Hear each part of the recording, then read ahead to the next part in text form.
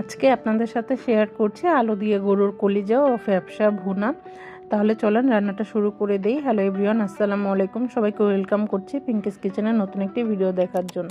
প্রথমে এখানে আমি একটা হাঁড়ি নিয়ে নিয়েছি। চুলার উপর আমি হাঁড়িটা বসিয়ে কিছুটা গরম হয়ে আসলো, তখন এর মধ্যে দিয়ে দিয়েছি সরিষার তেল, দিয়ে দিয়েছি এর মধ্যে পেঁয়াজ কুচি, দিয়ে দিয়েছি একটা আস্ত তেজপাতা। এখন এর মধ্যে দিয়ে দিচ্ছি আদা রসুন বাটা, দিয়ে দিয়েছি এখানে স্বাদ মতো লবণ, দিয়ে দিয়েছি এখানে হলুদ গুঁড়া, মরিচ গুঁড়া, ধনিয়া গুঁড়া এবং জিরা গুঁড়া। আজকে এখানে আমি আর কোনো ধরনের আস্ত মশলা ব্যবহার করব না, আমি সবগুলো গরম মশলা একত্রে গুঁড়া করে নিয়েছি। তো ওই গুঁড়া মশলাটাও আমি এখন এর মধ্যে দিয়ে দিব। এর মধ্যে ছিল কয়েকটা সবুজ এলাচ, একটা ছোট কালো এলাচ, দারুচিনি, ছিল আস্ত রাঁধুনি এবং ছিল সামান্য পরিমাণে জয়ফল, জয়ত্রী, আরও ছিল স্টার মশলা সামান্য একটা অংশ। তো এই মশলাটাও দিয়ে আমি একটু পানি দিয়ে নিয়েছি যাতে মশলাটা নিচে লেগে না যায়। তো এখন মশলাটা আমি কিছুক্ষণ কষিয়ে নিব। তো আমি এটা একটু সময় নিয়ে কষাচ্ছি। তো মশলাটা কিন্তু একটু সময় নিয়ে কষালে কিন্তু তরকারির কালারটাও যেমন সুন্দর আসবে এবং এতে করে মশলার মধ্যে যে একটা কাঁচা গন্ধ থাকে এই গন্ধটাও চলে যাবে।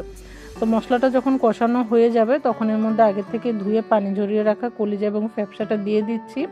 আমি আরেকটা ভিডিওতে শেয়ার করেছিলাম কিভাবে গরুর কলিজা পরিষ্কার করতে হয়, একইভাবে কিন্তু ফ্যাপসাটাও ওইভাবেই পরিষ্কার করে নিতে হয়। আজকের ভিডিওতে আর আমি এটা শেয়ার করিনি, যেহেতু ভিডিওটা অনেক বেশি বড় হয়ে যাবে। আপনারা চাইলে ওই ভিডিওটা দেখে নিতে পারেন।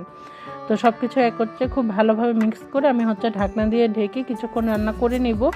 কলিজা এবং ফ্যাপসার থেকেই কিন্তু অনেকটা পানি বের হবে এবং এটা দিয়েই কিন্তু এটা অনেকটা কষানো হয়ে যাবে। তো আমি কষানো পর্যন্ত অপেক্ষা করে নিচ্ছি এবং মাঝে দিয়ে আমি 1-2 বার নাড়াচাড়া করে দিব। তো যখন কলিজা এবং ফ্যাপসাটা কষানো হয়ে যাবে তখন এর মধ্যে আমি অল্প কিছু পরিমাণে গরম পানি দিব, দিয়ে এটাকে কিছুটা সিদ্ধ করে নিব। তো আমি কিছুটা গরম পানি দিয়ে সব কিছু একত্রে খুব ভালোভাবে নেড়েচেড়ে ঢাকনা দিয়ে ঢেকে রান্না করে নিব যতক্ষণ পর্যন্ত এটা সিদ্ধ না হয়ে আসছে। তা আমার কলিজা এবং ফ্যাপসাটা কিন্তু অনেকটাই হয়ে এসেছে এবং এটা কিন্তু মাঝে দিয়ে আরও 1-2 বার নাড়াচাড়া করে দিয়েছিলাম। এখন আগের থেকেই কেটে ধুয়ে রাখা আলুগুলো দিয়ে দিচ্ছি। আজকে আলুগুলো আমি একটু ছোট ছোট করে কেটে নিয়েছি। তা আলুটা দিয়ে সব কিছু খুব ভালোভাবে একত্রে মিক্স করে আরও কিছুক্ষণ কষিয়ে নিব। কিছুটা যখন কষানো হয়ে যাবে তখন এর মধ্যে আমি আবারও গরম পানি দিয়ে ঢাকনা দিয়ে ঢেকে রান্না করে নিব যতক্ষণ পর্যন্ত আলু এবং কলিজাটা একদম সিদ্ধ না হয়ে আসে।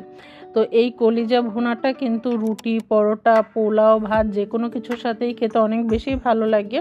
আর এটা তো আমার বেশ পছন্দ। আপনাদের কার কার পছন্দ অবশ্যই কিন্তু কমেন্ট করে জানাতে ভুলবেন না। তা আমার কিন্তু গরুর কলিজা ভুনাটা হয়ে গিয়েছে।